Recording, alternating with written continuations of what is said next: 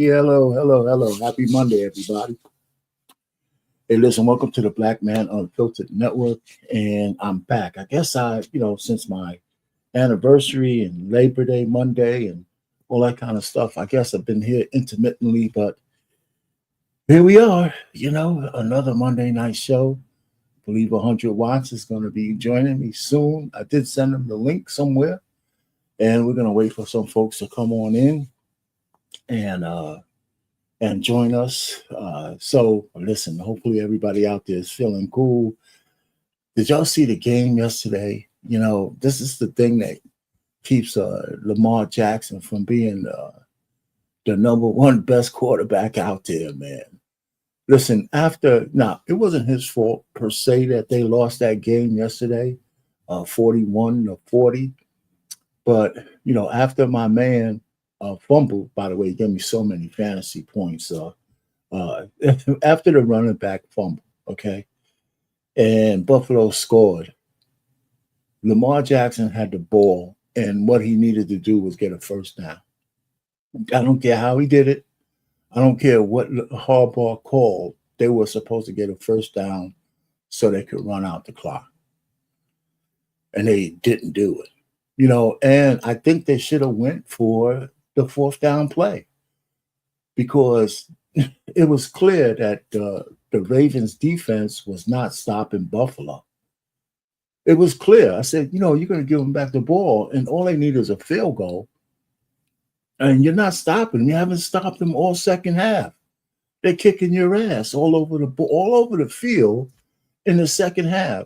So when it was fourth down and 3, I don't give a shit whether it was on your own 45-yard line. They should have actually went for the win. They should have went for the win. That's what I'm thinking. Even if they wouldn't have made it, I don't think it would have made that much difference because when they kicked the ball off, Buffalo got the ball on their own 20-yard line, and they marched right down the field like it was butter. Like it was butter, I mean, the defense didn't stop Buffalo in that fourth quarter at all. So I was really disappointed. Really, it doesn't really matter what we know that in the end, Baltimore is going to probably have a record like 14-2 or some shit like that. And and then it's going to all be in the playoffs. They can't beat Buffalo. They can't beat Kansas City. So how the hell are they going to get to the Super Bowl? So, I mean, look, listen, Lamar Jackson's he's a great quarterback, but you got to do great things. Every so often, you got to do great things. It's as simple as that. And it's a black man. I could riff right now until people come in here, man. Get off my airways. What's going on, Trey, man? What's happening, Curtis? Hey, listen, man. Oh, Curtis came in early. Hey, listen, thanks for the $4.99. What's up, RP? Hey, well, you know what's up, man. I mean, you know what? I'm not even an overarching Baltimore Ravens fan. I just like to see the stigma get off of my man Lamar's back. That was a game they should have won. One of my best buddies is a Buffalo fan, and that's another reason I had to hear him talk his shit, man. So there you go. So let me see, man. I know I sent the link to 100. I'm sure he got it. So there he is. Well, once he comes in, he got the link. So once he comes in, I'll bring him up. And anyway, what's going on, Trey? Yes, you're right, man. It's Super Bowl or bust this year. Okay, so why are we here? We're going to talk about this modern liberalism, feminism, and socialism. Those key elements are really could force the downfall of what we consider the United States of America. Now, some people don't give a shit because they don't think America is worth saving. I happen not to be one of them. I hear we got all the bullshit, blackity black shit. I kind of like the fact that, the check keeps coming in the mail. We have some semblance of law and order. The world around us can't just take us for granted all that kind of shit, man. We can go from east to west and north to south and do all that kind of stuff and be kind of free. I think that's just kind of important if we look at ourselves in the backdrop of the rest of the world. And there's elements internally that could really F all of that up. So I put together in my head the three pillars of destruction, and I never thought I was a complete social liberal or anything like that, because, some things I was never for, even though I voted Democrat. But I think because that was just indoctrinated into me. But this particular discussion is not going to be about Democrats or Republicans. Not necessarily, not per se. We're talking about ideology, liberal ideology versus conservative ideology, and how that plays into feminism, how that plays into socialism, and how those three destructive elements, if in the right hands with the right levels of power, can F everything up. I mean, we saw a little bit of that when Biden was president, and Kamala Harris almost got the prep. Well, she didn't get close, but it was some scary moments there. So anyway, that's what we're going to talk about a little bit today. Of course, I have all the requisite, videos and shit that I'm gonna show and that kind of stuff. So let me just give you one of the visuals that I was talking about. And this is the one I was talking about. So I hope to put my charts together. And this chart here is, I think, the destructive trio, as what I said: liberalism, feminism, and socialism. And here's some of the things that cut across all of those ideologies that, if in power at every level, from the local all the way up to the presidency, can just F everything up. Everything. The intersectionality part of it, the identity politics that, if I like to eat mice and I got enough crazy ass people who like to eat mice, those people have to be treated just like somebody who's a Christian, who believes in the Lord and all that kind of stuff. We got to make way for even the, chicks with dicks, all that kind of stuff, that, they should have equal weight and everything that goes on. I don't agree with that.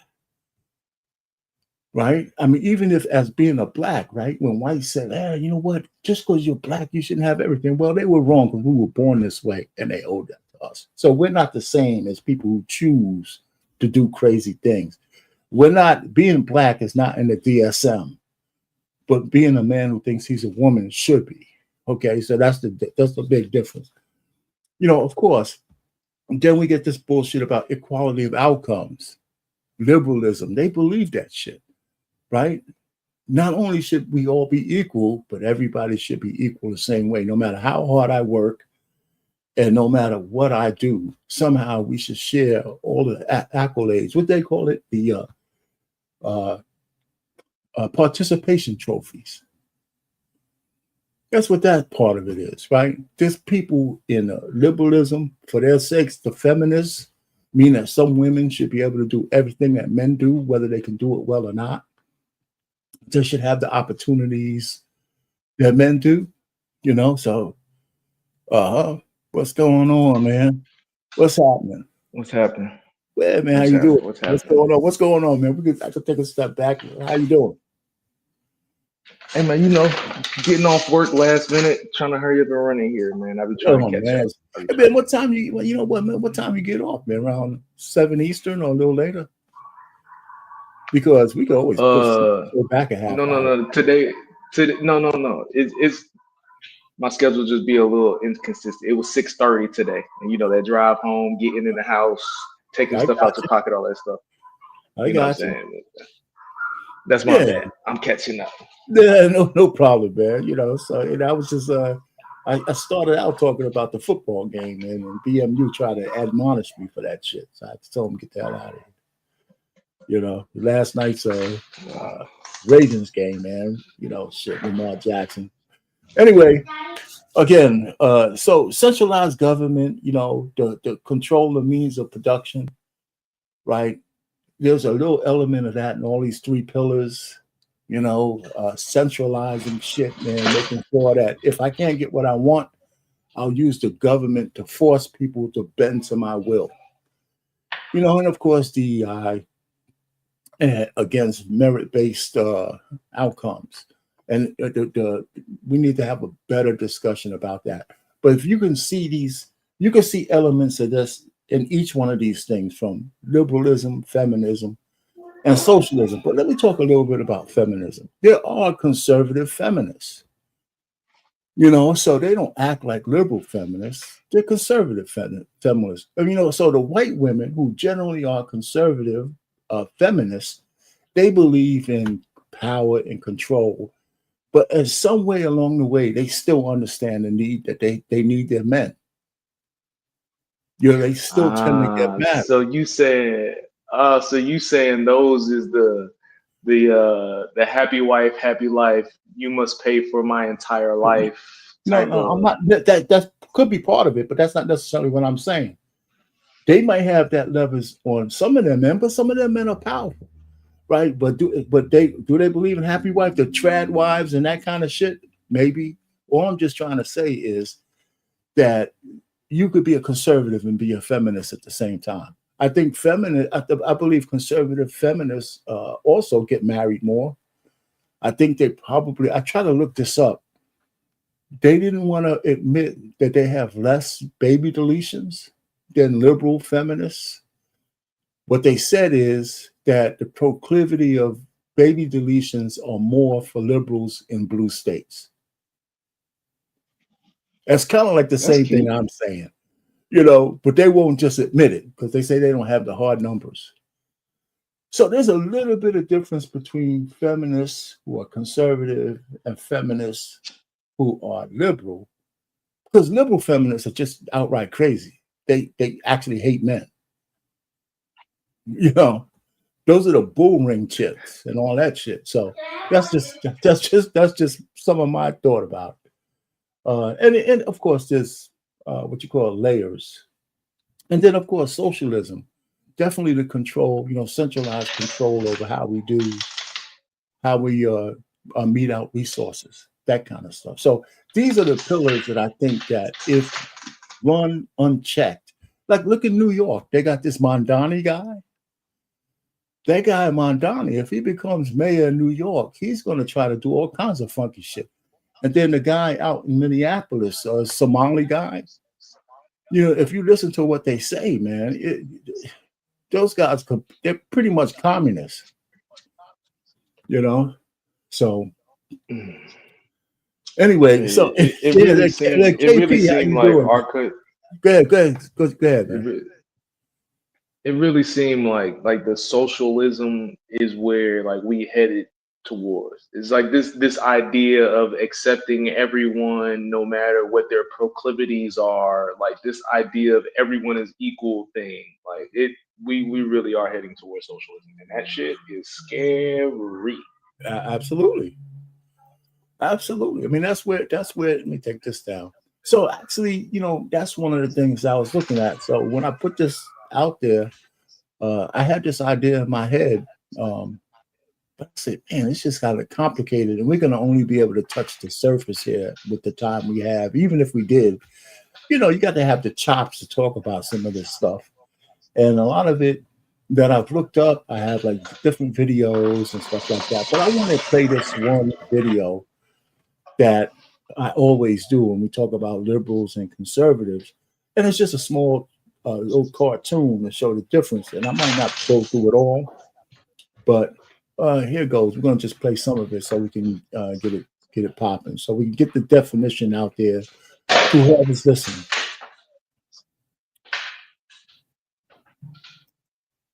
Let me play this. Now, I've played this several times when we hit these topics, but this is real short, 3 minutes.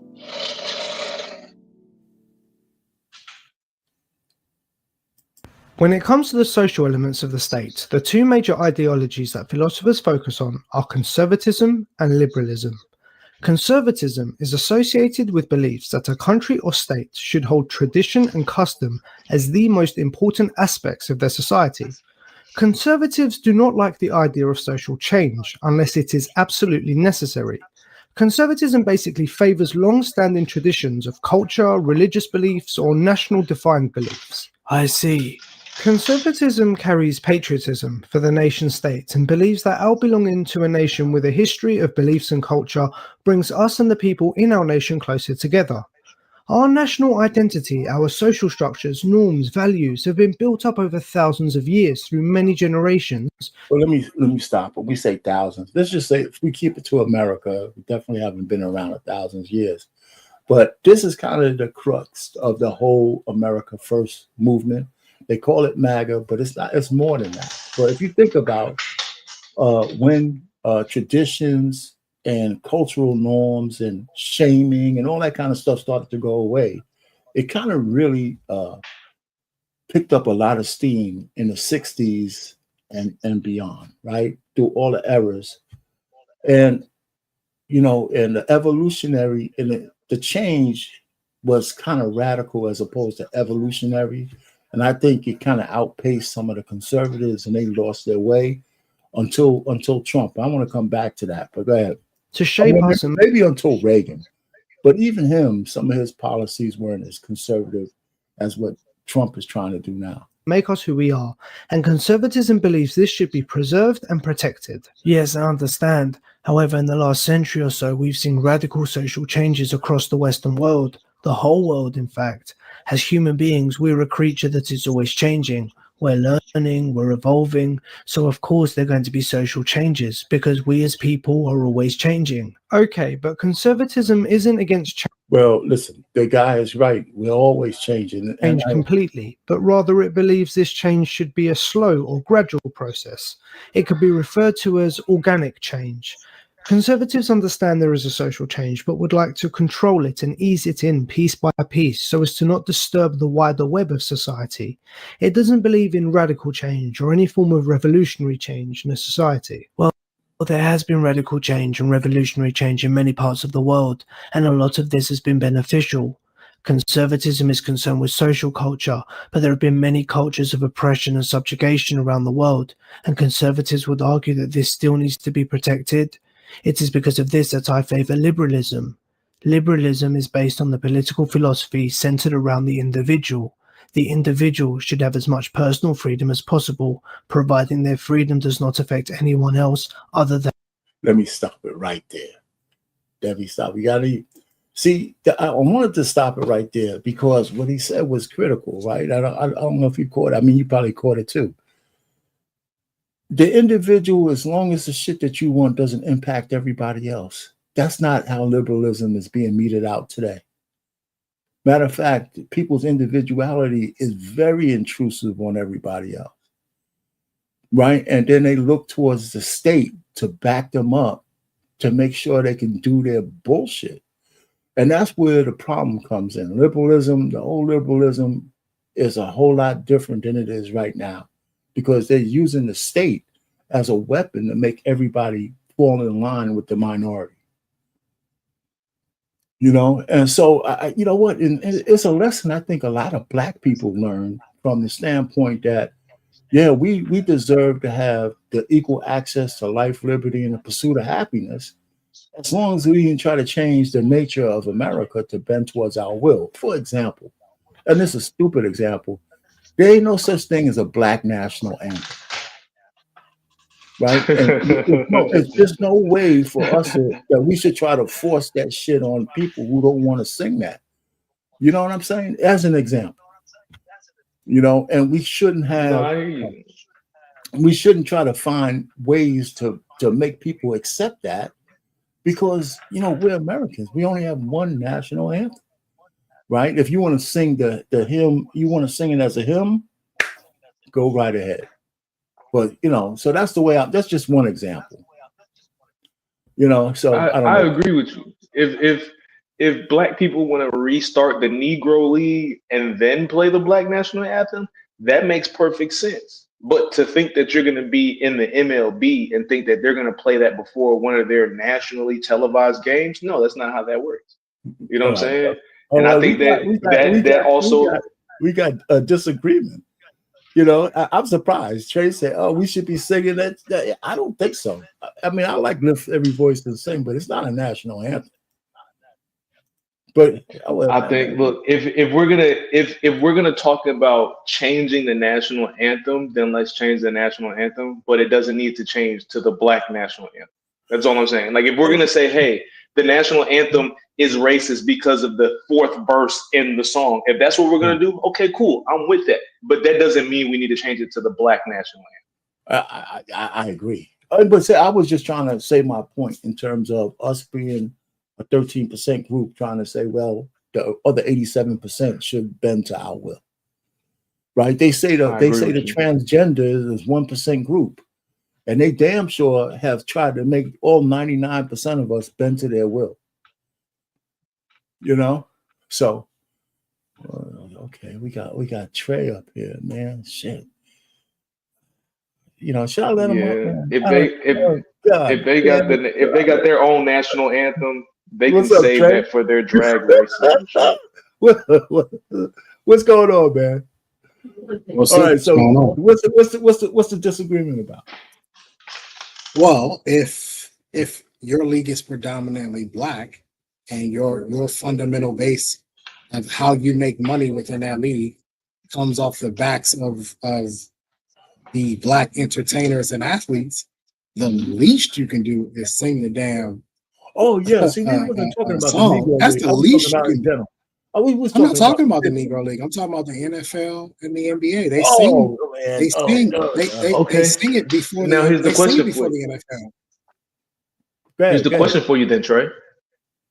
The majority of the workforce is Black. Who's the majority of the revenue come from? What does that have to do with singing a Black national anthem? If the job of the league is to market to its revenue, why would they specifically target 13% of the country? But I'm not talking about targeting anything. I'm talking about your employees. The majority of your employees are Black. The people who make you the money, the attraction is Black. People come to were you not just talking about Lamar Jackson? The people come to see the Black people play the sport. The least you can do is sing the Black Negro anthem. Who's it hurting? Who's it hurting? So the point that what it sounds like to me is the point that you're making is the power lies in the players for the ability to create another league where they have the ability to play the Black national anthem if they so choose to. No, that's not what I'm saying at all. Because they're okay. So why? So because you don't agree with that. Because you don't agree with that, why would they add it? Because it's not exactly. It's why. So why? For what reason? Because they're already doing it. They're already singing the Black national anthem. They're already doing it. Right. Yeah. Where? So what do you need to create an entire new league for? If they won, they got it. Right. Can I throw Monkey Wrench in this conversation? Let me throw Monkey Wrench. I don't think they should be singing any of the anthems at these fucking games. I don't think they should be singing the anthem at all. Not the regular anthem or the national anthem. I really don't. Why? Why the hell we got to sing that shit? I mean, you want to stand up and maybe pledge allegiance or some of that shit? I don't know. But not even that. But why don't we just play the game? You know, I mean, because, you know, is it really a show of national pride one way or the other? You forget about just the Black national. As a matter of fact, I don't think it shouldn't even be called the Black national anthem.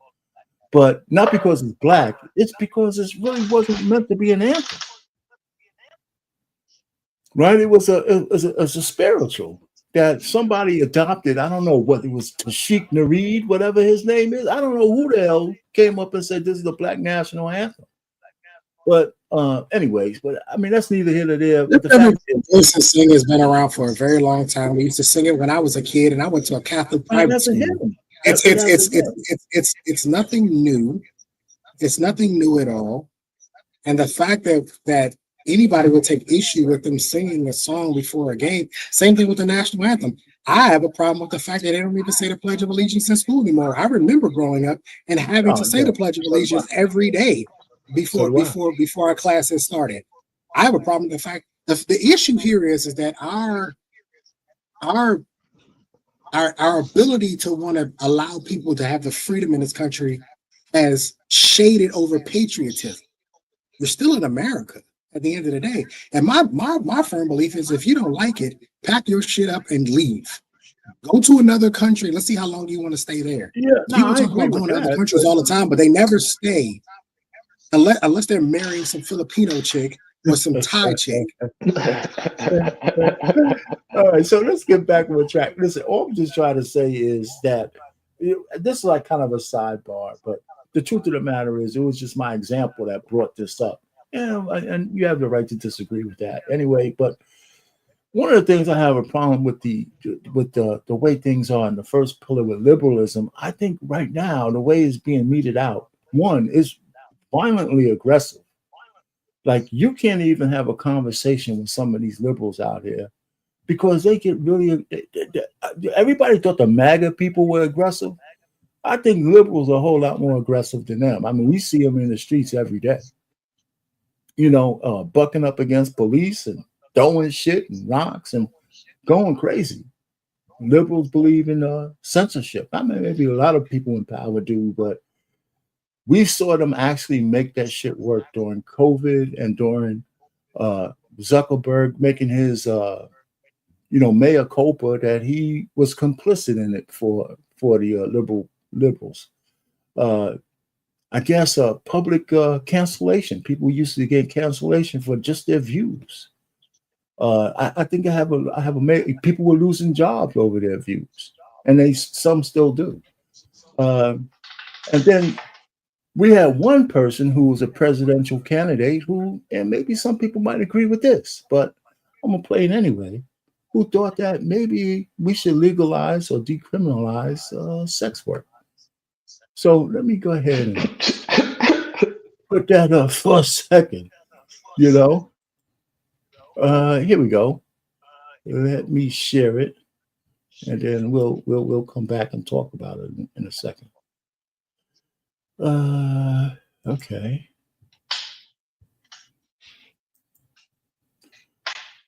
All right. The sex workers. Watch the clip. Now, on the issue of providing a safe place for sex workers, I am a huge advocate for that, always have been. You think that ought to be decriminalized? I think so. I do. I think that we have to understand, though, that it is not as simple as that. It is also about there is an ecosystem around that includes crimes that harm people. And for those issues, I do not believe that anybody who hurts another human being or profits off of their exploitation should be admonished or should be free of criminal prosecution. But when you're talking about consenting adults, I think that, yes, we should really consider that we can't criminalize consensual behavior as long as no one is being harmed. But All right. Okay. What do y'all think about that? Anybody? Y'all can go first. On the surface of what she's saying sounds great. It sounds amazing on the surface of what she's saying, but that doesn't change the point that she's making. Like decriminalizing the work doesn't change the ecosystem that she's talking about that comes around it. So I'm not really sure what the benefit of maybe that's just me. I don't know. Let me ask. Well, before you go, Trey, do you think that she's somehow trying to speak to the constituents of women out there who think OnlyFans is and things like that are their way out, their way up? You think she was speaking to a specific base by saying this, Trey? He might have been, particularly speaking to a more liberal female base. But I got to be honest with you, I agree with her. Even when I was a police officer, I always asked the same question: who's the victim? Right. If you have two consensual adults and they've decided to have this chat. Is that you? Hey, wait a minute, hold on. I gotta keep I try to put them on. It's 100 watts here. Yeah, I got it. Go ahead. Go ahead. If you have two consensual adults who are choosing to have a transactional relationship, how is that breaking the law? Hey, because my question is, in order for the law to be broken, there must be a victim. Somebody has to be damaged or injured in the process. Nobody's damaged or injured because both sides decided that this is what they wanted to do. So I've never understood that. And I'm gonna tell you what they used to tell us, RK, when we were arrested. Okay. That the victim is society, which they would tell us to write. Okay. That was the victim, society, which I always thought is stupid. And as far as I'm concerned, it's already decriminalized. OnlyFans is here. Women are making money off of selling sex acts and been doing it for a long time. The prawn business is one of the top businesses in the world. The top 3 websites in the world are prawn websites. So it ain't like it hasn't been here already. It's already been here. My thing is that if there's a woman, and what I really think their issue is a lot of people's issue is you have 18-year-old, now freshly 18-year-old legal women who are going to take advantage of this. And for instance, the chick, Lil Tay, the day she turned 18, she got on OnlyFans and she made $1 million her first day. And I think that's what people want to guard against. The chick that was on Dr. Phil, Bad Baby. The day she turned 18, she got on OnlyFans. She made $1 million in like 6 hours. Right. Yeah. So I think that people, that's what they're trying to guard against. But at the end of the day, again, who's the injured party here? She made $1 million, and the other guys but Trey, who's the injured party? But Trey, that would be the same as decriminalizing drug dealing because there's 2 consenting adults making a transaction. No, not necessarily. No, it's not even close to being the same. It's not the same. But how would it not? though? Yeah, in what way would it not be the same? If there is because we have a body of work and evidence that shows the destruction that drugs play in somebody's body. Right. Having sex doesn't. Okay, so you could be married and have sex, and your body doesn't get destroyed. But if you're on cocaine, you're getting cooked every single time that you do it. Same thing with alcohol. It's not one of those things that's closed between the 2 people. I mean, the drug traffic involves the innocent people around it as well. You know, I mean, the user and the pusher. I mean, essentially, there's a lot of inherent danger around that whole trade, right? Especially if you're an addict. You have to, especially you lose money, you lose this, you go after other people to get your fix. Now, the sex workers, 2 people, not necessarily. And matter of fact, if it's legal, maybe you get rid of the pimp. Now, my problem is that as a person who wanted to be president, or the person, so we're saying, you know, because you're right, this is the oldest profession in the world. Women are openly selling box on TikTok and everywhere else. And men are openly buying it, right? Because they're the biggest customers. So that part of any kind of governor over the sex trade is gone. It's absolutely gone, right? I mean, how do you protect sons and daughters from this shit? Or do you? You just hope that my question is, what are you protecting them from? Well, certainly there could be a case made that you would like to at least protect some of your daughter's virtues. Not your daughter, but a girl's virtue from what? From being paid for having sex? From being in a sex trade, period. No, listen, Trey, I hear you. I don't want to say devil's advocate. You know what I'm talking about. I'm not playing devil's advocate. I'm dead serious about this. I don't understand. There's no victim. If the women are, if these young girls are already having sex at the age of 12 or 13 anyway, what are you protecting them from? They're already having sex.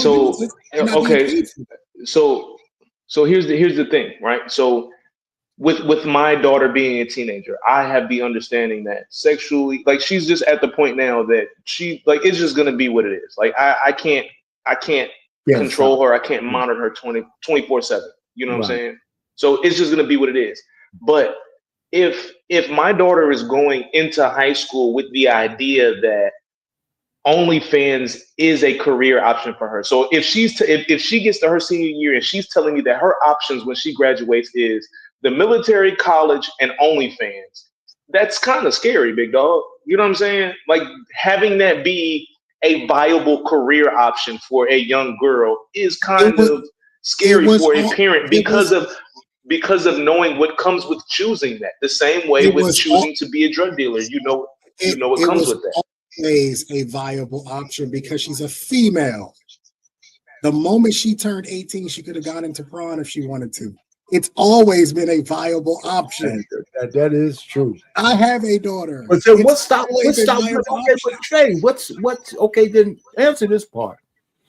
You know, because I'm not disagreeing with you, but then there is something that stops every viable woman from being a hoe like that, a prostitute that way. There's something in them that inherently says, you know what, man, I don't want to go out where I have to just sell pussy to live in that fashion. I mean, because everybody's going to say there's always some element of barter when the pussy is given up, right?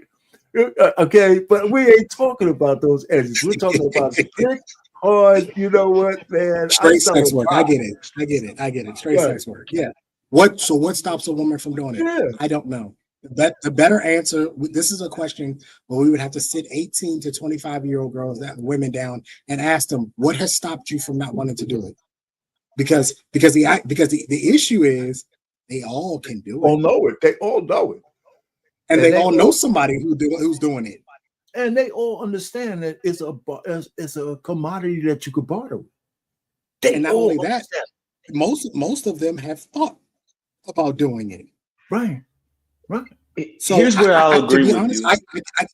I can't get inside the head of an 18 or 25-year-old woman and tell you, well, what's stopping her from going to OnlyFans or what's stopping her from being a porn star. I don't know. Maybe it's the way she's raised. Maybe she doesn't want to embarrass her parents. Maybe she feels cheapened by the act. Maybe, I don't know. I'm sure there's a combination of all of that, right? Exactly. So that's connecting my liberalism and feminism, because feminism tell the women, go ahead and fuck your way to the top, man. That's okay. You're a freak. So I'm just trying to say, but these things, there's something. If we had a society, I mean, I think men will say, okay, I would love to play in a society where women are just, I could just, like, if she finds me halfway attractive and I got some money, I can get some ass without worrying about her being a fed. I can see that. Look, here's where I'll definitely agree. Earlier, you made mention into having history and information to prove how harmful something is. In the country where liquor is legal, I guess it would make sense for this to be legal as well, like at least decriminalized. In a country where selling beer and alcohol is just like the everyday thing, and we know the history of drinking and driving and alcohol and domestic violence and all of these different things, if that's some shit that we're going to allow to be able to fly in this country, then I mean, hey, why not? Like you said, 2 consenting adults, why not? There's a consenting adult that sits down in a bar that has shot after shot, so fine. Why not? Why not just make it at least decriminalized the same way they've done with marijuana? Why not? And Trey already mentioned that it's pretty much decriminalized already. So let's ask this question: a country full of whores, would that lead to the end of the republic, or would everybody go out happy? Yes. Why would it? Why would it lead to the end, or everybody just go out happy? We're all fucking our way to oblivion. Because we know most men's weakness is pussy, and if you can pay pussy to distract a man from whatever his directive, if I can pay pussy to distract a general from whatever his missions are, or if I can pay pussy to distract the president, if all I got to do is just pay some pussy to go distract, it's that much easier. It's complete failure. The ability to just walk out of your house and say, "Ooh, how much?" You say $40, bet here go $40. That's complete failure. Men already do stupid shit for box every day. We do stupid shit for box every day. All right. So to make that just a normal thing, yeah, that's the demise. I don't see that being. I don't disagree. I actually see it a different way. I think that what would happen is that men will become desensitized to it, pretty much like how they are now. If you know that all you got to do is just pay to just go get what you need, right? It almost cheapens it. The hustle, the chase aspect of it is sort of out of it. And what we have now, think about it. You have women that go to pool parties or say they were at the beach and they were practically butt naked and the men didn't even talk to them because why? They're desensitized to it. They're desensitized to naked women now. Yeah, like seeing a naked woman doesn't have nearly the effect it once had when I was growing up. Like when I was in the military, my first couple of years in the military, going to the pool and seeing chicks in bikinis was like, whoa, like thong bikinis, like butt cheeks out everywhere. It was like, whoa. Now it's nothing. Like it's just like, all right, whatever. We're all doctors now. We're all exactly. So I actually think it would have a reverse effect in the sense of men just would pay because they just need to they need to get the venom out their body and they probably go back to work. Now, what I will say is I think, and I've been an advocate, they need to bring brothels back. I've said this before, they need to bring brothels back. And because I think it will actually save some marriages. If a man ain't getting what he needed at home, he can just go out to the brothel, go get his rocks off and go back home. Me personally, that's what I think. That's not, I mean, it's funny though, we're hitting on the sex part, but again, I mean, we're kind of driving down a little bit of it because a lot of it is here already. Women are starting to understand that their provocative dress is not the draw like it used to be. They're seeing it. You can do it. I mean, matter of fact, you might get more play if there was less revealing. God said, shit, man, let me see, not too much size. And not only that, our pain, but we are in a monetized dating market. We are now fully in a monetized dating market. Most of these women, they want money for their time.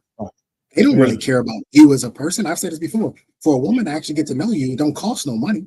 Y'all go to the park and sit down on a bench and talk. That don't cost nothing. If she's really truly wanting to get to know you, now there's a cost associated with dating. But hang on a second. If you actually go look at the history of dating was for prostitutes. You took prostitutes out on dates. That's how that worked. Because in courting, you didn't do that. You didn't need to do that. That's what courting was. You took hoes out on dates. So now that these women are saying that they want to be taken out on dates, all they're doing is reverting back to a time in which that's what it was, and now saying they want to be compensated for their time. Well, we literally just did a full 360. We went right back to where we started. So now that you live in a monetized dating market, you mix that in with lax prostitution laws. You mix that in with the no more taboo of being a porn star. Everybody's got OnlyFans. This is the direction we're headed in. We're headed in a decriminalization. Okay, let me ask you a question. So maybe Kamala Harris should have made just the top of her plank. Free pussy, monetized pussy for everybody. I guarantee she would have got more votes from the white men. She would have got more votes from the white men for sure. Yeah, because this is the first. I mean, putting this together is the first time I actually heard her say this. I didn't know she was for this. Not that I would have voted for, because so many other things I can't stand. Go ahead. I knew she was for it because this wasn't the first time she said it. I knew she felt this way because I said this is the only thing I actually agree with her on, that because there is no injured party in this, because there is no victim in this, I don't understand. If a woman says she wants to sell her body, who am I to tell her not to? It's yours. It's your body. Do what you want with it. I'm really surprised that for her to even say this is controlled and scared to say shit, that she came out and said this out loud means that she's really believes this stuff. And as a woman, she's saying, you know what? Shit, I've sold my box before. Ask Willie. And you're right, exactly. And she also said that sex work is work. That's her. She said that. That's right. She says sex work is real work. She says sex work is work. Kamala 2028. Kamala Harris 2028. Anyway, listen, this is what I'm saying. That's exactly what I'm saying right here. Telling my daughter that putting 40 hours on your back is the same as a man putting 40 hours on a concrete road. That is crazy as fuck. That's some diabolical shit, man. You know what I'm saying? To be fair, she's not going to have to do 40 hours on her back. I mean, she does it right. Maybe 2 hours at it. I'm not wishing this on your daughter. I'm not wishing this on your daughter at all. But I'm just saying, like maybe 2 hours at the most. Maybe 2 hours at the most. That's funny. And then she gonna get a couple of 2-minute brothers in there. Not her, but women get a couple of 2-minute bros in there, man. But That's easy but, money. See, but think and about now, incentive see, the problem. See, now you're teaching a level of entitlement. You telling me that all you got to do is work 2 hours a week? Like there's a level of entitlement now that's being taught there as well. Like they're already entitled. They tell you that. Hold on. Correct me if I'm wrong, but don't women expect for men to pay for meals? They're already entitled. Yes. They still trying to harp on a tradition from a long time ago, but meanwhile they're not traditional women. So this entitlement goes way further than this. I'm simply making the point that we're already 3/4 of the way there anyway. That's all I'm saying. And there's no real argument. There's no real. Let me go on to the liberals being soft on crime, and that's really destructive, right? It's been destructive, and you could tell the difference between blue area controlled areas and red controlled areas. Not to say that there's no crime, that crime is going anywhere, but even in the red states, the places where the most crime happens are in the blue cities, even in the red states. And it's sometimes it's subtle because people try to say that. But here's this thing that just happened recently, and I have a video. It doesn't show the crime, but we're going to hit upon that in a second. Let me just kind of get there. And I think what this happened in Minnesota.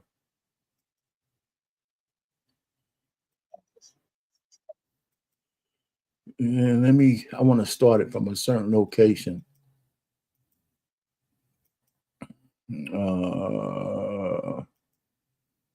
All right. Let me start it from here. Let me share. Is it shared? I got to share it with you guys. Hold on for a second.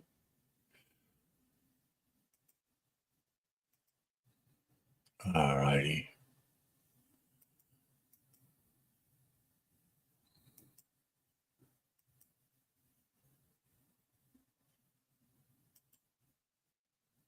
You'll notice right away, this looks like any other ride aboard the light rail.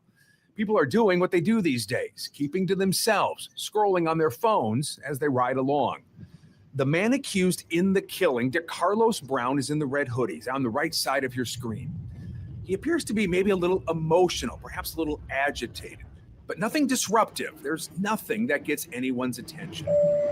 About 30 seconds later, Irina Zarutska boards. Did either one of you guys see this before? Can y'all hear me? Yeah, I seen it. Okay. She's wearing a hat, shirt from a pizzeria, and she sits in the row in front of Brown. She has earbuds in and is looking at her phone. She too is just minding her own business. They ride along for around 4 minutes with nothing unusual happening. Then around 9:50 p.m., Brown reaches into a pocket. We've zoomed in on it here. He pulls out a pocket knife. No one notices a thing. Seconds later, he would stand up, and from behind, unprovoked, as we stop the video, he would stab the young woman several times. Wow.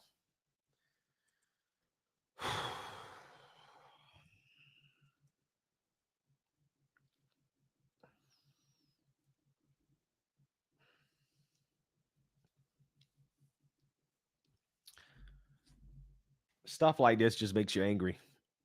It just makes you angry. This just should not. Well, listen, and the extension of this, they show him walking around with blood dripping from his hand and a knife. So I'm not going to show that. I just want to go up until the mayor's response, right? The liberal black Democratic mayor's response. And you guys tell me who you think she had more concern for. All right, let me get back to it.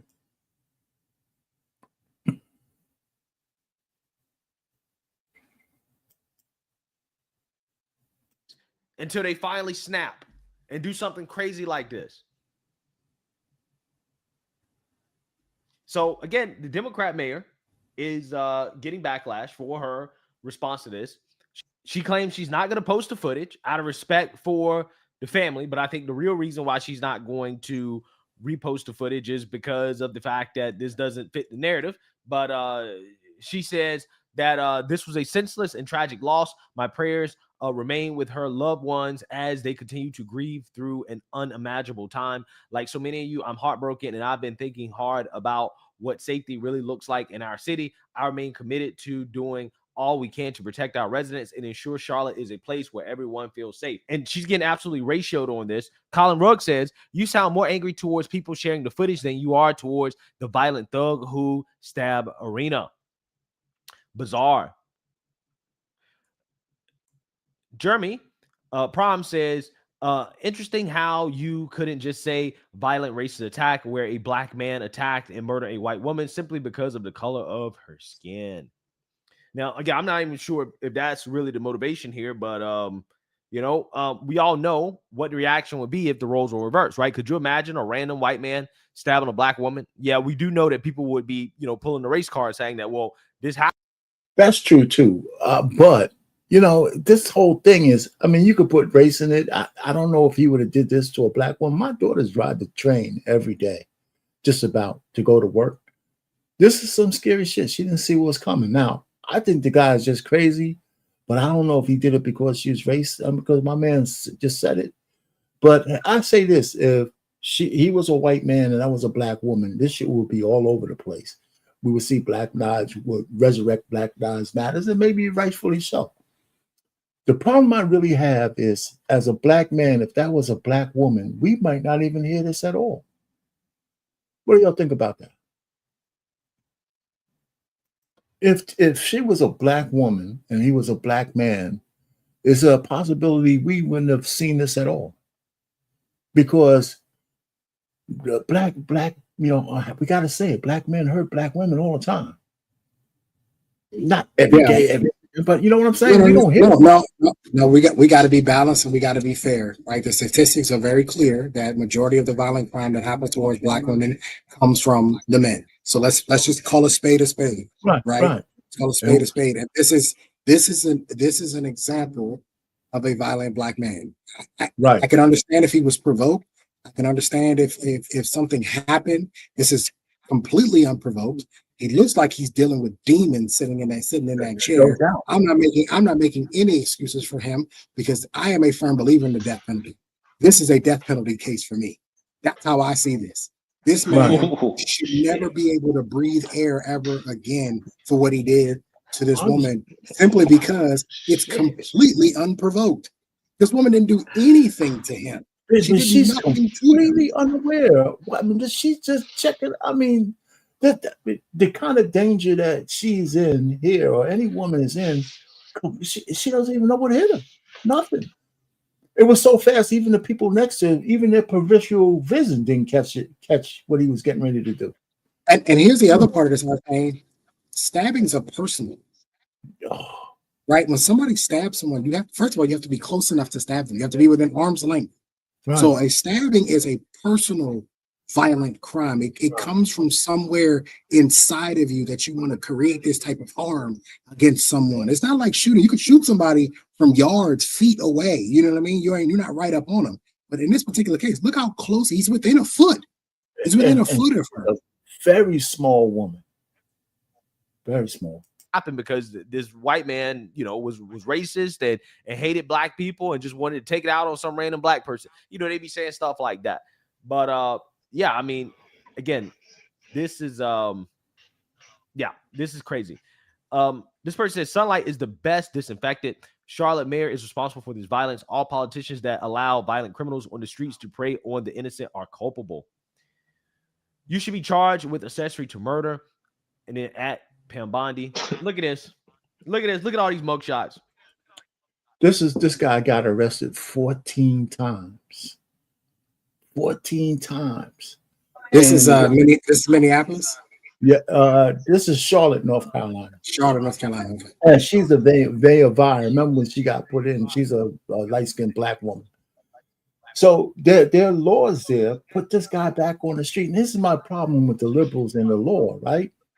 They have no problem putting the worst vile criminals back into the neighborhood to prey on other black people. I would imagine out of the 14, until this killing, probably the other 14 victims were black. Look at his mugshots. He looks crazy. Crazy. Look at his mugshot pictures. He looks insane. Crazy. Man. I mean, and they just unleashed this dude right back out there, man, every time. You know, so that's really what I wanted to show. That I mean, that's just a failure of the system. And anything on that 100 watt?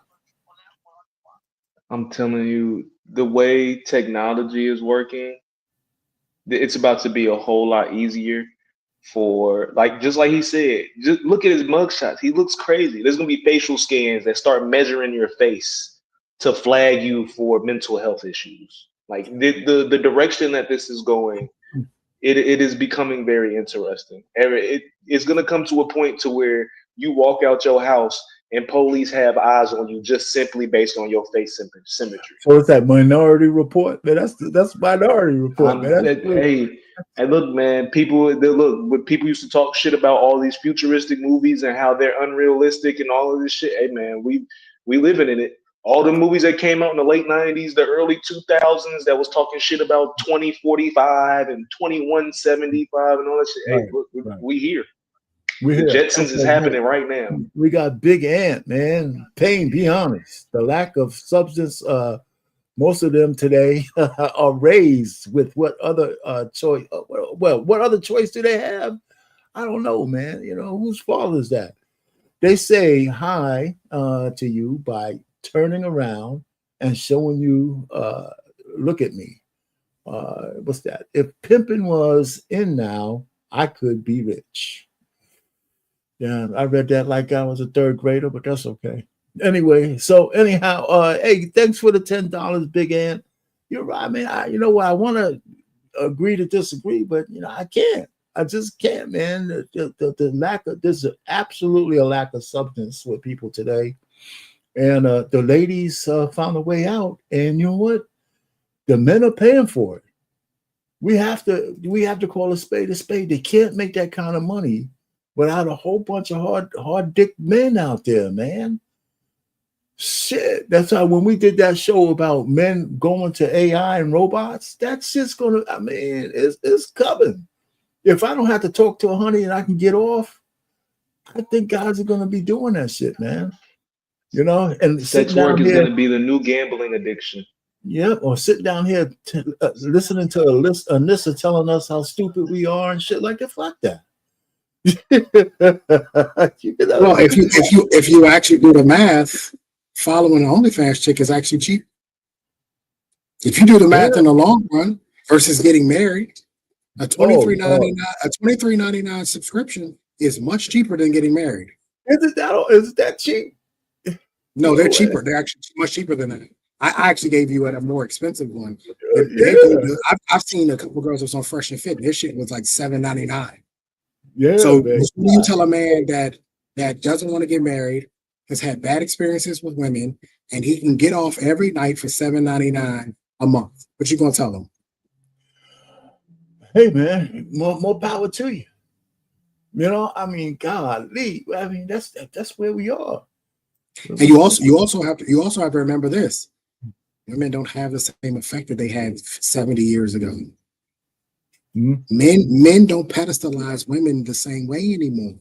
Like, remember back in the day, if a woman dropped shit, men would rush over. Oh, let me help her up. I've seen women fall, trip, drop shit, and people just look at her like, all right. It's not the same. There's so many videos of women on the train, and they on the trains showing all the men sitting down and nobody's getting up to let them sit down. Like, we don't pedestalize women anymore. Them things are over. You are your old shit. Hey man, listen, man. Okay, let's keep going because I know we be on the clock. Listen, Malcolm X said, of course, that the white liberal is the biggest enemy of black people is the white liberal, telling us about we victim and all that. That's not true today anymore because they already planted the seeds. The biggest enemy of black people is the black liberal. It's the black liberal perpetuating the same bullshit that the whites did. I call it Stockholm Syndrome. These two mayors are some of the most traitorous black mayors that you could individuals in the whole goddamn country. They prioritize illegal aliens over blacks in their own communities, not only with their words, but with the dollars that taxpayers pay.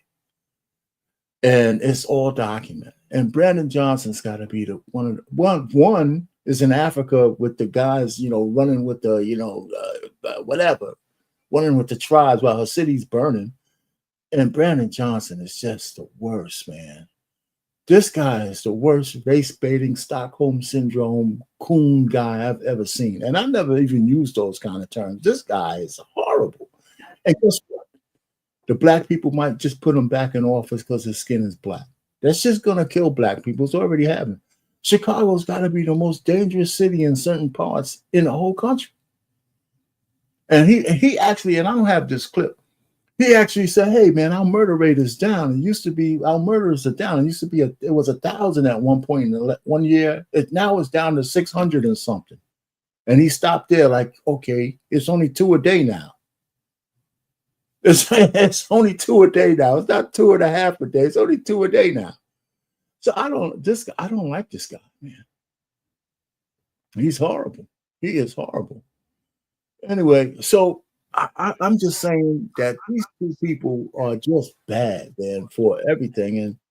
And I of course, I just say, I don't know what we're going to do with them. And that's why they got this new group out there called Chicago Flips Red. Have you heard about that? They got this chick, and I'm gonna just go ahead and share it, and so I can play that because I got a lot of videos. I guess you back, Charles. Okay, there you go. They got a group out there called Chicago Flips Red, and of course, it's a couple of ladies, of course, but there's a couple of guys in here. They just don't get, these ladies don't share the spotlight with them. The very people who are enforcing it now are often blacks themselves. Black Americans today, loyal to the Democrat Party, vote blue no matter who, no matter what, they have taken on the exact same attitude and disposition of their old white Democrat masters toward their own people. They've done it. They've become the overseers for the new plantation of thought control. They're not defending their brothers and sisters. See, you only a brother or sister if you are ideologically liberal and progressive. They're trying to police these people. They want to silence you, mocking you for daring to think freely. It's the same thing. And honestly, what other explanation can we give for this madness except Stockholm Syndrome? Because it ain't like the history books are silent on who was responsible for implementing the Jim Crow system. So this is Stockholm Syndrome. Stockholm Syndrome happens when victims start identifying with their oppressors, when the abused begin defending and even protecting their abuser. That's exactly what we're seeing playing out in cities just like Chicago. Black Americans have been suffering under Democrat control and tyranny for decades. How do we know this? Look at the outcomes and the results. We have broken families, crumbling schools, skyrocketing crime, and yet they still defend the very party responsible for their suffering. Worse than that, they're now attacking anyone who tries to break the cycle. These ladies are literally standing up saying, we've been under the captivity of the mind. Here's where I think I have to go ahead and take a little bow, because I've been saying this shit, and I'm not the first guy who started it, but it's like when you start saying, well, I see a blue car and all of a sudden you see blue cars everywhere or green cars everywhere. Because when I first came here to this channel, I said, we got to get off this goddamn plantation, because our vote is, somehow I had this revelation. It just started coming to me after Biden got elected. I said, it's time for us to really have a sea change. And Stockholm Syndrome is one way to look at it, but I look at it more like a Trojan horse, right? We vote for these people with black skin, but inside, they're the enemy. Barack Obama, we love that fucking guy. And he didn't do shit, man, except give the, alphabet community his best shot. Right. And he unleashed all of them on us. And now, we're still 92% of black women still voting for the Democrats and people with black skin. And I got a list of at least 30 black women, mayors, AGs, DAs, and judges who all fumbled the bag from the trust that black people gave them. So let me finish saying. We want to do something different. But instead of joining hands with people like Zoe and Danielle, who are fighting for safer neighborhoods and stronger families, they're lashing out at them because they've grown loyal to their political captors. It is classic Stockholm syndrome dressed up in political loyalty. Where's the lie? Where's the lie? And this isn't subtle or hidden. This is blatant. It is so obvious. It's the left saying, if you step out of line politically, we'll humiliate you. We will isolate you. We're going to shove you into the margins. Y'all, they don't need bull counters, dogs, and hoses anymore. No, they now have corporate boards and social media mobs and the wait staff at the restaurants. They are ready to do their dirty work. That's not Jim Crow. That is Jerome Crow. Jim Crow and blackface. The new segregation is all. Hey, Abby, how you doing? Go ahead. What you got to say? Go ahead. Oh, I got an echo. Jerome Crow was funny. I just found it so funny. Yeah, Jerome Crow is hilarious. Well, she got a couple more things to say because she's got some smoke for men coming up. And maybe you guys can. I had a little bit of issue with that one, but let's go. It's not about skin color. It is purely ideology. If you dare to be black and conservative in a blue city, they'll try to put you back in your place. That's exactly what they try to do to this group here.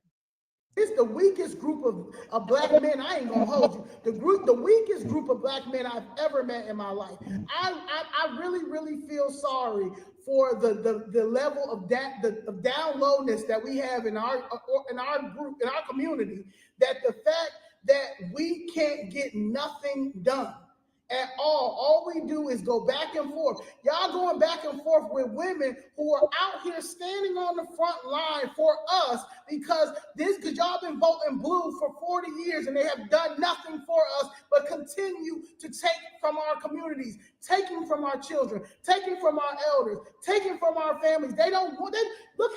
Look how this administration is going hard for illegal alien families to stay together. But they did nothing like this when it came to our families, and that's why we're so divided. Okay, so she's absolutely right. She is absolutely right. This is the part that really got me. It's the fact that we have women on the front lines. Women are the face of this group. I don't believe it's men. It is women. Whenever I see Chicago Flips Red, I am always hearing from the women. It's Zoe, it's Danielle, mothers, daughters, entrepreneurs, and advocates. They're the ones that are saying, if you come for us because of this red shirt, we're not backing down. I'm not mad at them. I applaud their bravery for this. But let me ask the question that nobody wants to ask. Where are the conservative men in Chicago? I mean, is everybody a gangbanger in Chicago or in a gang or some sort of liberal zest? Anybody have anything to say based on what she just said? Yeah, I got a lot to fucking say. Go ahead, man. Go ahead. I got some more. I am so sick and tired of women, and let me tell you why. You guys fight for a lot of BS. And as soon as the shit hits the fan, you start looking for men. Where are the men? What happened to the men? You guys, and whether you are conservative or whether you're a liberal, you always make the decision that y'all don't want us to be a part of it. You don't want to follow our leadership. You don't want to listen to us because black men have been telling you since the 90s, get off this fucking plantation. You didn't want to hear it. Y'all couldn't wait to campaign for Obama, even though black men told you, I don't know about this dude. I was one of the ones out there telling I'm not voting for that dude. Something about him just ain't clicking with me. I don't get it. You were getting ready to do it again. You did it with Biden. You were getting ready to do it again with Kamala. Y'all don't listen to us. And y'all have made it known. Y'all have made it clear.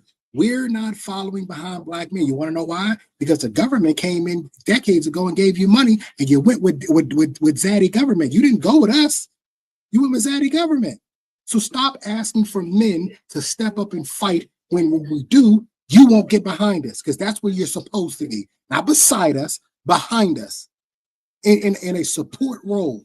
I'm so sick of this. Every time the shit get real, R-Pain. See, it's all cool when ain't nothing happening. When ain't nothing happening, they good. But when the shit starts to get real out here, they start looking around, well, where the men? Why won't the men come out? Nah. You got it. You got it. Hold on. Y'all supported Black Lives Matter. Black Lives Matter wrote on their website that we are looking to destroy the nuclear family.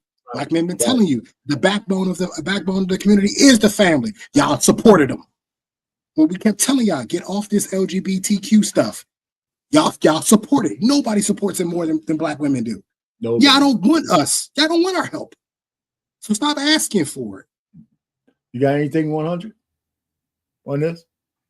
I just know when these midterms come, all these federal jobs that black women lost is going to be our fault when the midterms show up. It's going to be black men's fault when the midterms show up. You think it's going to matter? They blame everything on us, though. That's my issue. Everything is always our fault. It's our fault. And I've said this before. You guys keep asking black men to fix a problem that we didn't break. We didn't break this. We didn't do this. You want us to fix it. We're not fixing it. And so shout out to the conservative black men that's up there in Chicago. By the way, I think that Trump made a mistake. His first city he should have started with should have been Chicago. He started with DC. I don't quite understand that. He should have started with Chicago if you want to send the National Guard into anywhere. But the problem is there's no real federal land up there, so there's nowhere for them to really patrol up there like they can do down here in DC. So I get that. But this whole idea, like, oh, you want us to come in and save the day and ride in on our white horses and put our angel wings out and we'll fix it. Nah, we're not doing that. Fix it yourself. You broke it. I had something to say. That's why I stopped it there. I wanted y'all to get a piece in this thing because I'm gonna play a little bit more, like another minute, and we'll see. Because I thought April went a little bit off the rails in there. It was a live for this channel. I said, women don't, maybe it was on my own channel. Women don't need men until they do. It was one of my, let the women tell it. And women actually don't need men until they do. And I started to kind of put together the way women behave with men. And it's different than men. If you don't have some purpose for a woman, she won't even let you anywhere in her orbit. But I'm not even talking sexually. If she can't see what she can extract from you as a man, she won't have anything to do with you at all. You'll be absolutely invisible to her. So anyway, Curtis Moore, $10. He has a question. I have a question for the panel, and this is for anybody. Do you think mayor like Brandon Johnson are being compensated? Oh yeah, for keeping the murder rate up. That's tough. I don't think they're compensated for that. Do you believe Brandon knows better, or is he just willfully ignorant? He knows better, and he's willfully ignorant because that's where he hides. But is he being paid to keep the murder rate up? I think he's being paid to keep the status quo, whether it's the murder rate or whether it's just keeping blacks in their place. That's what I think. I think that all the Democrats and all the people who poll this blackity black, the victimization, they're just playing on the Democratic plantation. I think that's what they want. So thanks for the $10. I think that these guys that are in these blue communities, these Brandon Scotts, the Brandon, what's his name? Maryland. Muriel Bowser down here in DC. Yeah. I think that they're being paid by the whoish community. That's what I think. Oh yeah, we don't say APEC. Everybody's beholden to APEC. Can you hear me? Yes, what's up, man? I just want to address it because you ain't addressing nobody in these chats, but I want to address Anissa because Anissa is talking about what they got, where the father to these thugs, all this here. Oh, Nissa, your president Barack Obama had an opportunity to change everything. He chose to support penis suckers instead of trying to get rid of thug suckers. See what I'm talking about? See the difference? He was all about male cheeks instead of worrying about getting to sit and neat. It's as simple. It's as simple. I don't know why we keep thinking that Obama was this God. He's not. Obama is gay. His wife used to be a man. His daughters were adopted. Let's just stop this now. I'm sorry. Trey, handle her ass, Trey. Shit. I'm over here trying to cheer you on. Handle this shit, man. Listen. I have learned to ignore her. She's never going to blame women for anything. It's never the woman's fault. If her statement is that the fathers aren't in the home, then that means that the mothers are raising the kids.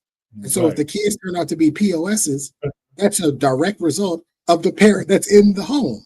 Now, if you want to ask the question as to why the fathers aren't there, well, we need to start asking what the dynamic is of relationships, when we clearly know that women leave relationships more than men. So who's really leaving here? Who's really creating these single mothers? Who's doing it? But see, this is something that she doesn't, statistics and facts, she doesn't like those. So it's not a worthwhile conversation to have when we know that Black women leave relationships more than anyone. They are the least married and the most divorced, according to the CDC. They are. So who's leaving these kids the most? It ain't Black men. And in most cases, most Black men who do walk away, it's because they didn't got hammered by the damn court system so much they can't even see their damn kids. So they say, well, fuck it, if I can't see my kid, what's the point of me even being around? Yeah. But we don't want to have that. If you want to change the narrative, if you don't like that narrative, if you want to change it, the only option is, instead of chasing down the baby daddy to put him on child support, chase him down so you can drop the fucking child off with him. How about that? How about that? Yep. How about that? You know, hey, this is BMU, man. You know, I was leaving her for you, man, because nobody gets into this and shit like you do, man. So that's no problem, man. I was over here and I said, man, Trey finna get her. And I said, Trey ain't seeing it. But Arpain, I got one more question. I did see it, but I don't want to interrupt Arpain. What you gotta say now? It's his show, not mine. No. These things just came in on a tail end of something else. So we would have hit one or two of these. But what are you gonna say, BMU? No, I had another question for you, man. It's a little loud where I'm at, but I'm gonna say it, then I'm gonna mute. Do you have any, have you got any protection for your daughters or stuff, like a gun or well, I don't know if y'all can have them in Jersey, but knife, guns, peppers, anything that will protect her riding the train every day? Well, they can't ride around with no goddamn gun on the train. They got pepper spray, but my point is, me and the daughters, we got some plans to go to the range. I know for the one who's in her own apartment, I told her she needs to have a gun. So we're gonna do that. That's in the works. But the other one who goes on the train, I just tell them they gotta just be, diligent, whatever the word is. They just gotta be, man. Like with this video, I'm showing this to my daughter. I said, listen. Don't be, because I think that the trains in New York are like horizontal. People know some of them. They're not sitting behind you. I said, if you got somebody looking kind of crazy or squirrely behind you, don't sit there. Do something. I mean, but I don't know. Anissa, who raising the kids, Anissa? I don't know why you just want to answer Trey's question. Trey asked you a question. He said, "Who raising the kids?" 80%. You got 80. The community right now is at 80% black single mamas. 80%. So that means the 20% that's succeeding probably got their father. Yeah, that's the problem. I think the one of the other problems is I think men just haven't really decided that we want to get together and change this shit, because there's too much evidence, empirical otherwise, that women are horrible fucking parents by themselves. They are. I mean, how much more evidence do we need? I mean, this shit, if this was an experiment, it's over already. Every so often we see a guy who made it to the football league say, "Hi, mom." What's that? 1 in 800 million? The women are fucked up, man. Something I do think is interesting in this conversation that never gets brought up is the percentage of those children that become older and then they go speak to their father to like kind of Wow. gain context as to, hey pops, what, like, what really happened here, and be like, Wow. oh shit, you know what, my bad, I thought you was a piece of shit, I ain't even know it was like that, my G. My bad. You know what I'm saying? Like that happens way more than we even talk about. Because I have plenty of people in my life that Absolutely. became 25, 30 years old before the first time they talked to their father. And then once they had that conversation, be like, damn, I didn't know all that happened. I wish that I even knew this when I still, was younger, so we might have had a relationship. but even Yeah, let's still, the father kind of soft shoes what he really thinks about the mother. Even still, he probably soft shoes that shit. let's use some celebrity examples of people that everybody knows. Tyler Perry found out that the woman that his dad wasn't his actual dad. Kurt Right. Franklin found out that his dad wasn't his actual dad. When Right. Tyrese's daughter got old enough to choose who she could live with, who did she decide to live with? Her dad. Right. Dwayne Wade went and got his boys. Now, one of them didn't turn out so well, but hey, he's one for two. 50% is not bad. Okay, but he's got three. I think. Actually, I think he's got three. He's got a daughter too, right? Yeah, I thought but it was somebody else. but yeah, what's with Gabrielle Union, right? So when we put these black boys into the hands of the father, or we give them an opportunity to go be with the father, they typically turn out pretty well, for the most part. Very rarely do they not. This whole idea, and at the end of the day, we don't want to place the blame where the blame lies. The blame lies with the moms, and we don't want to do that because that somehow makes the women look bad. But the truth of the matter is they're the ones who are raising them. At the end of the day, that's the one who's raising them. Therefore, whatever you're imparting on them is based on you. And if you didn't have a relationship with the father that you could that could be sustainable, why are you having his kid? That's right. And the other part of it also is, and I did that for this channel too, alienation. The a percentage of men, like we hit on, that are alienated, by the women, is astronomical. Nobody really talks about it. It's a big deal, not just for black men, for men in general. Women get vindictive and they take it out on the fathers by using the kids. I want to play this last minute so we can get this thing off. Because April says something that kind of redeems this little goddamn tangent she's on. Beta boy, soy boy. I mean, is that it? Why are women left to take all the darts while weak men are heckling from the sidelines? Zoe was right when she said it. Chicago doesn't need more beta male soy boys on the block. It needs the strong, godly men who know how to lead, protect, and provide. My question is, where are they? Where are they? Those are the men who are almost absent from this movement. Now, I'm open to being wrong. If there are men that aren't part of this movement, great. But from a visibility and an optic standpoint, my question is, where are you? Because we are dealing with the fallout of this. Let me put it like this.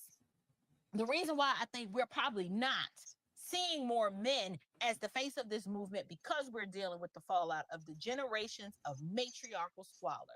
That's when you have 2, 3. There you go. That's it. She already has the fucking answer. Right? And if I'm looking at these two hyenas right here, there's absolutely no fucking way that they want a man in the middle of them. Anytime they get a chance to be in the mic, they're on the mic. I've seen men with the red shirts who want to be in this thing, but I never see them sharing with these chicks here, man. You know, and the big back, okay, what man is she submissive to? You know, come on. And then the other one looks, I mean, I applaud what they're trying to do, but they don't look like people who are like man friendly. So let me get this right. These two big backs here, one with a bad wig, and the other one who is a stud, probably thinks he's a man, right? These two had a change of heart because they was good with it at first. They had a change of heart, right? That's what's happening here, right? They had a change of heart, and now that because they had a change of heart, they want the men to come back them up. Exactly. Get the fuck out of here. Exactly. You know, shit, man. That's why she said that. And I said, okay, this is bothering me. Was April like, I like April Chapman. Go ahead, Nick. What's up, man? What's happening, fellas? All right.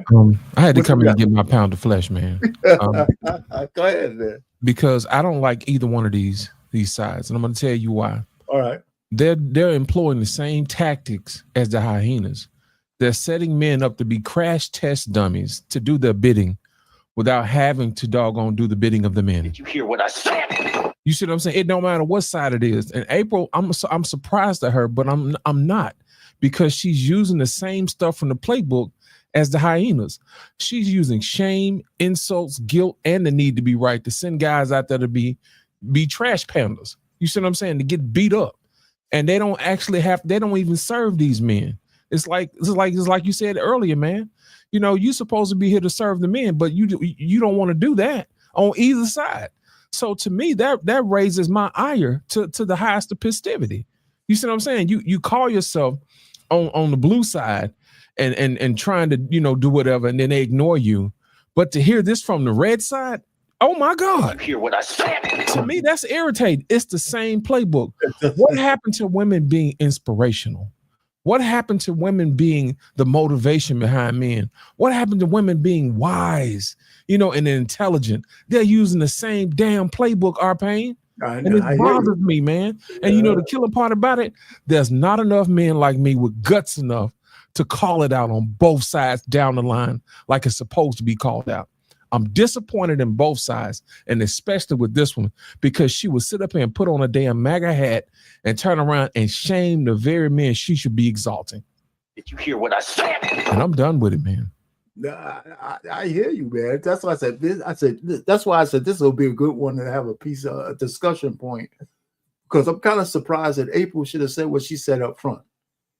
That, you know, maybe we don't see no men because there's generations of men being passed down with this matriarchal bullshit. And she probably should have left it there. That's because she answered her own question.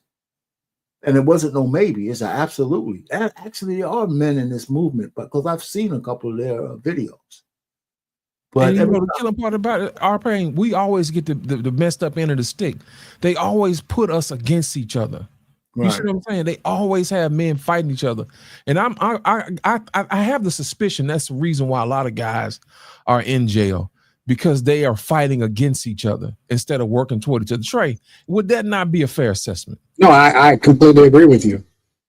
I completely agree with you. They a lot of these guys want to fight the battle for the women, fight behind women, and getting. She's essentially trying to send conservative men out to the slaughter. She's essentially what she's trying to do. She's trying to say, and then she's trying to shame us into believing that we should just do this. Well, you should just do this. Where are y'all? Where y'all at? Well, we're smart enough to know. Nah, we're gonna step out of this one. We're gonna step out of this one because again, it's one thing to understand that these two women, this was their fight from the beginning. I can understand it, but you having a change of heart ain't got nothing to do with me. They got nothing to do with me as a conservative black man. You just changed up. And now because you've seen the light that black men been trying to tell you for how many years now? I know my uncles, I watched my uncles, they were saying the same stuff back in the 90s. Y'all need to get off the plantation. Y'all need to stop doing this. They was talking in the 90s like this. So that's 30 years ago? Y'all didn't listen to them then? You didn't listen to him for the 8 years that Obama was in office. You didn't listen to us for the 4 years that Biden was in office. You hated Trump every step of the damn way. Every step you hated him. You hate him now. But you want us to come out like, come on, man. No, absolutely not. Like I said before. I think what's amazing.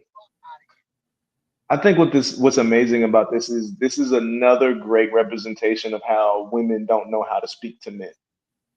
Because most of the men that are thinking, like Lit said, like just straight down the middle, trying to be objective, everything like that, I don't need to be outside on the street with a red t-shirt on.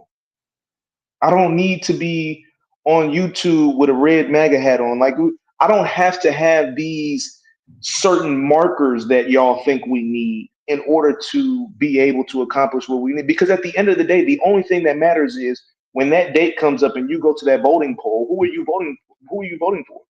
I don't give a fuck what kind of antics you do when you go to a protest, because you can walk with a sign all you want to. to pretend like you support one thing, but when you go to that voting booth and you vote something different, it doesn't matter what you represented. What you actually did is what matters more than what you represented.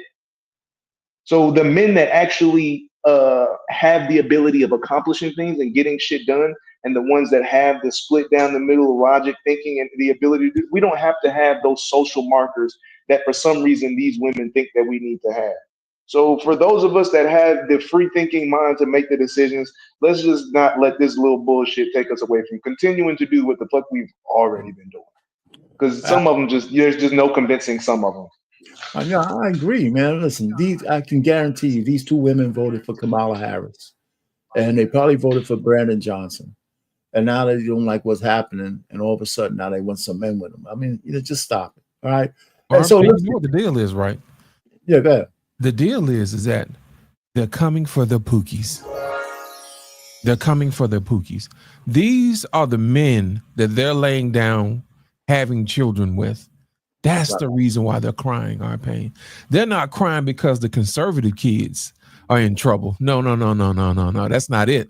Because you can't control, you know what I'm saying, those conservative guys, but you can damn sure control the doggone pookie. You know what I'm saying? Those pookies are the ones that allow them to do whatever it is they want to do. They can look down on them because they're not as educated as them, and they can still pound their chest and say, I am woman, hear me roar. So when Trump rolls into town, he takes away their playthings. Oh, now it's a problem.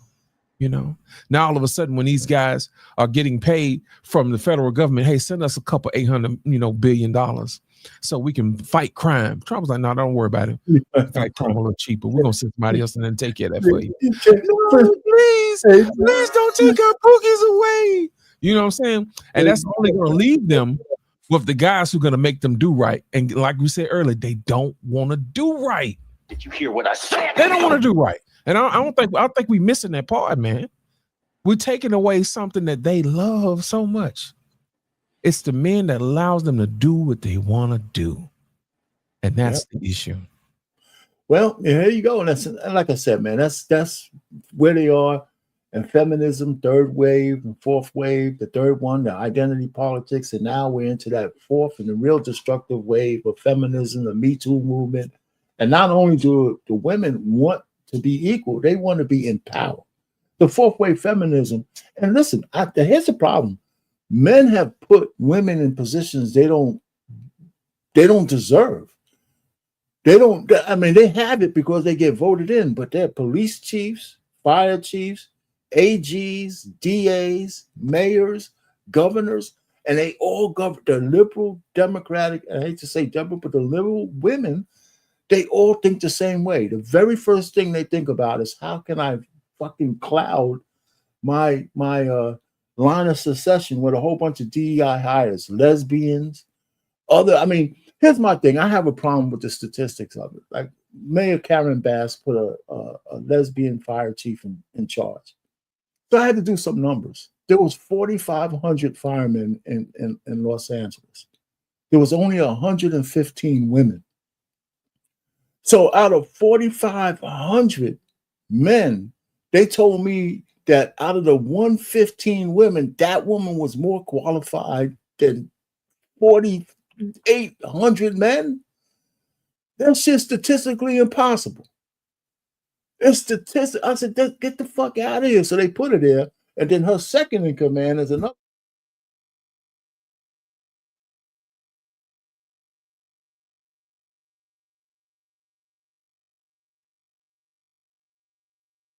Your mic went out.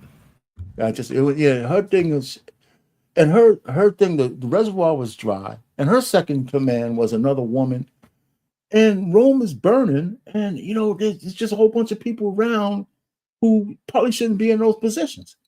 And every woman, like I said, I keep going around in a circle. I have a list, and maybe I'll do another show of at least 30 black women.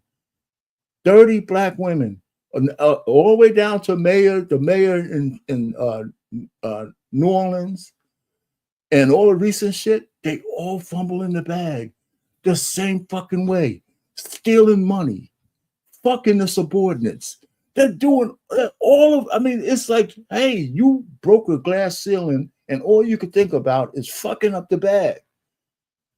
All liberal Democratic women, judges, mayors, all of them.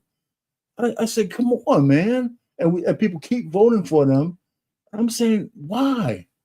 Why? And now we can say, well, men don't do much, but I don't believe that.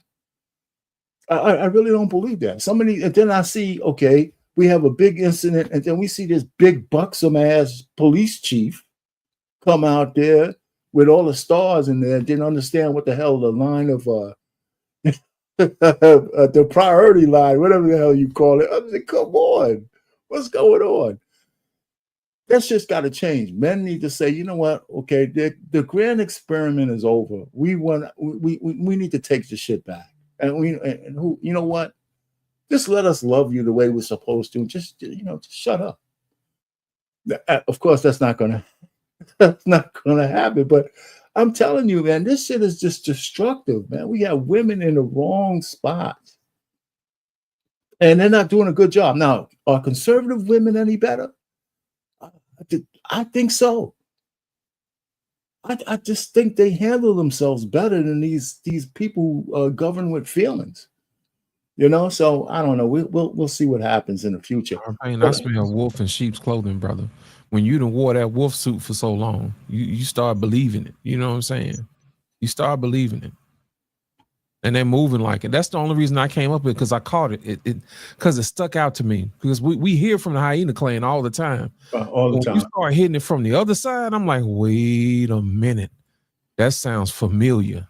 You know what I'm saying? Yeah. I know a wolf when I hear one. Some of them are a little bit more cunning than others, but I know a wolf when I hear one. So that's the only reason why I'm checking it. You know what I'm saying? Because sometimes we miss stuff like that. I don't miss much. That's the only reason I came up. So you've heard April Chapter before? You've seen I have. I watch her stuff all the time. Yeah, man. They get out of pocket too, man. Yeah. What's she talking about here, man? She can't accept the fact that she's a loser ass woman. She's always got so much to say about people being parents while simultaneously never having a child in her 50 years on this planet. She's literally a loser. You had one fucking job to do on this planet. One. Have a family. That's it. That's all you had to do. You didn't have to. You guys just dropping F-bombs. You dropping like how many F-bombs it is? Infrastructure. You didn't have to do anything. God only asked you to do one thing: find a husband, have some babies. You can't even do that. But you got so much to say about people with children. So much to say about people, how they're raising their children, because you got the answers. Tell me in your infinite wisdom how good you are at raising children. Oh yeah, that's right. You didn't use your ovaries. You just let them melt away into the atmosphere. You never used them.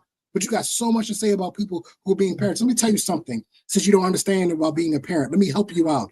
Being a parent is an on-the-job training job.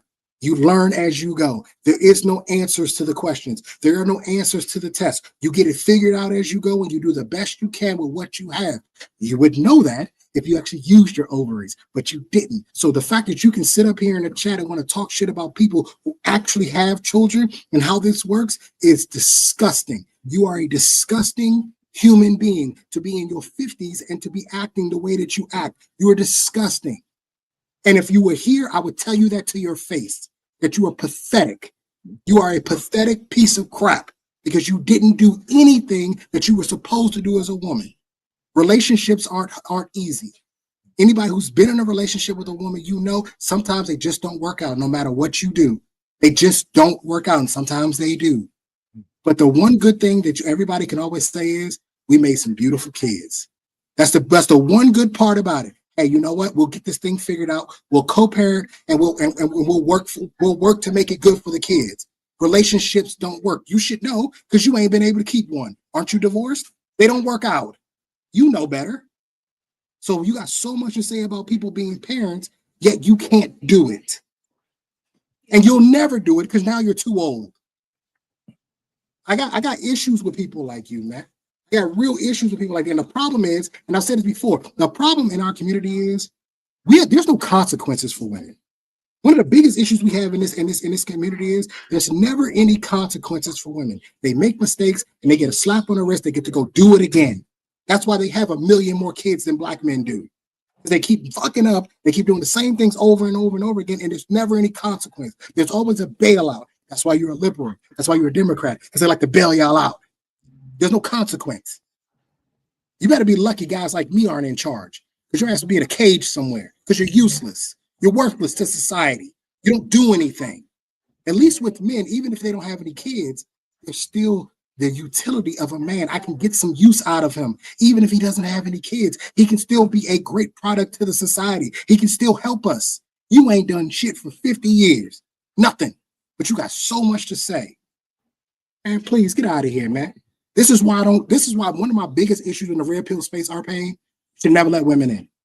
Women should have never been allowed to be in this because they don't understand what it's like to be a man. They cannot identify it. They are raised completely different than how we are. Completely different. We are raised on competition and hierarchy. We understand where we are and how things have to work. They are raised on being given shit and being in fear. Everything about them is the man gonna do something to you. Be careful with these boys. The man gonna do something to you. Be careful to these boys. Meanwhile, we're raised to treat women with respect and be chivalrous and treat them and pedestalize them.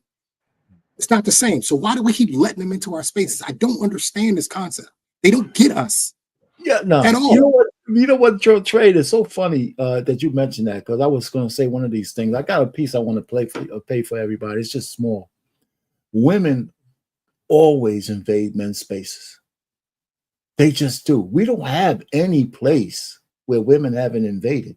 I mean, even in the locker room, guys, in other places, and guys come out and playing ball. The ladies fought so they could be in the locker room with the guys with their dicks out, smelling bad, doing all this shit. And you know why it's one way? Because men still can't get near a woman, and they don't want to. Nobody wants to go into a smelly ass woman's locker room anyway, right? So as a reporter, so they just invade. I remember the golf thing. They don't have what was it? Masters.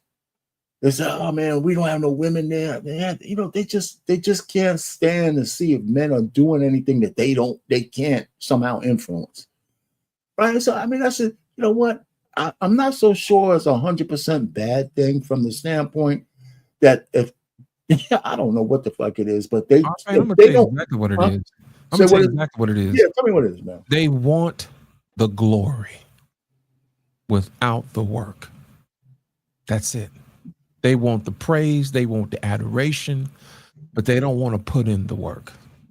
Any man will tell you when you get the glory, it's because you put in the work. Right. And other men understand that. That's why. Right. So when women get these jobs and these positions and whatever else people give to them, it's like stolen valor. You know what I mean? You didn't earn it. And guess what? Men don't respect it. And people who got common sense know not to respect you. And that's the issue. It's the same thing. They want the glory without the guts. And that's the problem. Hey, well, you know what? Which is why wives and mothers are so respected, because we know there's work involved in there. Oh yeah. We know that in order to keep a family together, we know that you had to put some work in, and that raising kids isn't easy. That's why we respect it so much. That's another reason why feminists try to belittle and downgrade motherhood. They try to act like, you're a mother and that's all you've done, when that's the greatest thing you could have done, is be a good mother. Just like when the fatherless kids, or not fatherless kids, women who want to just be mothers without being wives and shit. It's because feminism told them like it's easier to have a baby, which is a lie, than to have a relationship to raise that kid right. And it's crazy. But, I have this little piece I wrote on why I thought Kamala Harris lost the presidency. And I want to play just a piece of it for you guys, and we can talk about it afterwards. All right. Let me get to it. Let me share it. All right. Now, instead of me reading this mantra, y'all can see it, right? Yeah, we can set our pain. Okay, instead of me butchering it, I'm going to let the ladies do it for you.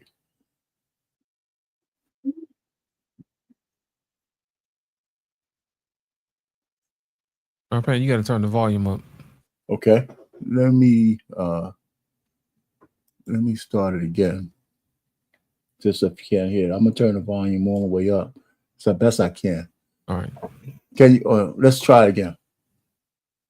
Oh, I gotta do this. Damn it! All right.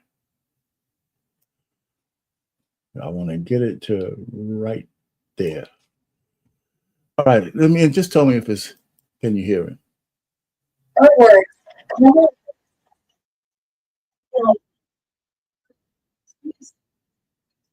There's a delay, Arpain.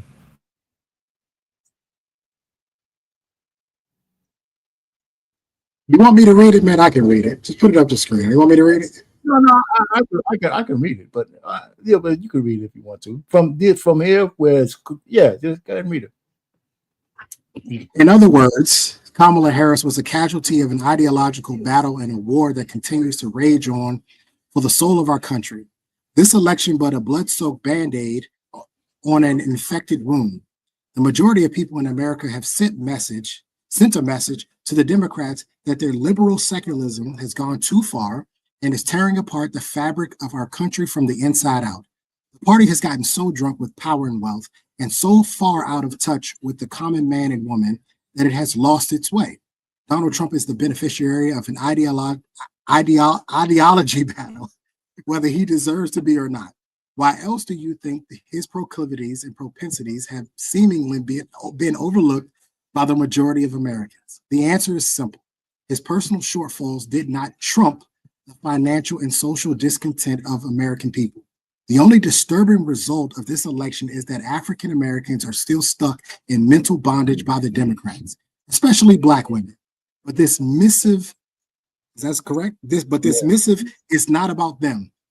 It is about the 21% or better good, the few good Black men that have finally made it off the plantation. I expect that number will double over the next 4 years. In any case, even at 21%, it is clear the Black men have taken an important step into the future, forever breaking the chains and blind loyalty and dedication to the Democrats and their liberal tools of victimization, fear-mongering, and the promotion of woke culture, censorship, propaganda, and identity politics to stay in power. That's it. That's it. What do you guys think about that? Can you hear me? Yeah. I mean, we've been saying that since when? 6 months before the election, right? We've been talking about that for a long time. That listen, I don't want to go in on my sisters. I really do. I love Black women. I think Black women are beautiful. I really do. When they fit and in shape and they're intelligent and they get it, they're realistic. As far as I'm concerned, they unfuckwittable. I mean that. I mean dead serious. I've come across some Black women, but here's a problem, Arpain. Every time I come across them, they always married. I'm like, damn it. they always married because somebody always scoops them up so fast, right? But my issue with this is I don't believe they ever left the plantation. I really don't. I don't believe that their mindset has ever walked off that plantation. I believe that they are still in Jim Crow era time. They think like it. And one of the ways that I learned this, and I've said this before, being a first responder will red pill the hell out of you because you get to see it. I get to see it every single night. Wait, you call the police? What'd you call the police for? He getting on my nerves. Yeah, but what did you call the police for?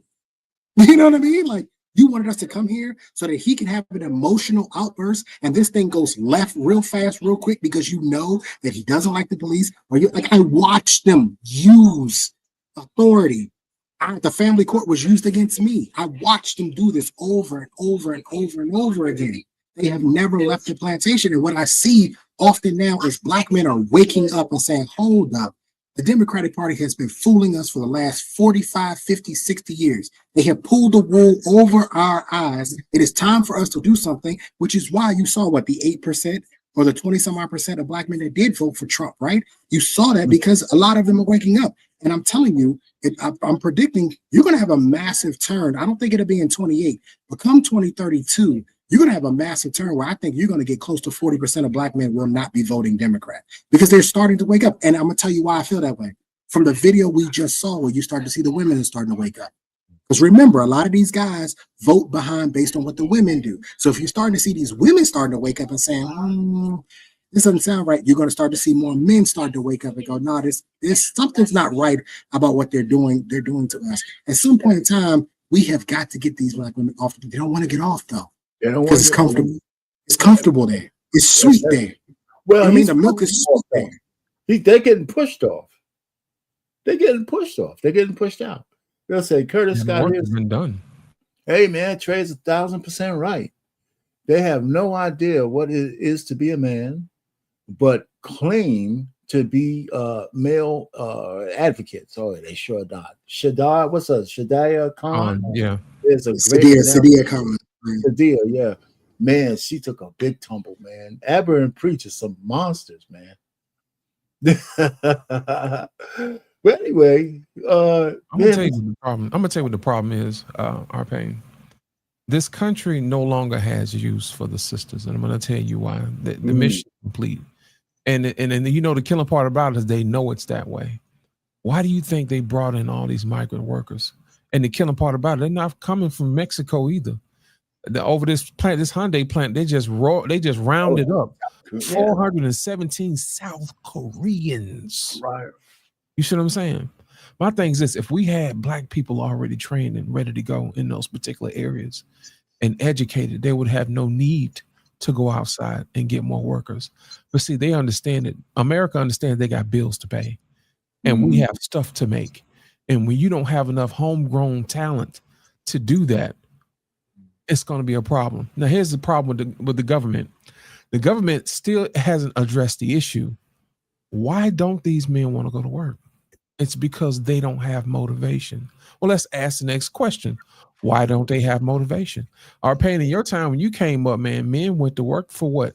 Their families, right? Yeah, so my thing is this: if guys look at families as something not worth having anymore, then they're not going to do anything more than just do what they need to do to survive. They're not going to go out and overly produce, or the businesses won't be able to take advantage of the eagerness to take care of their families if there's no demand.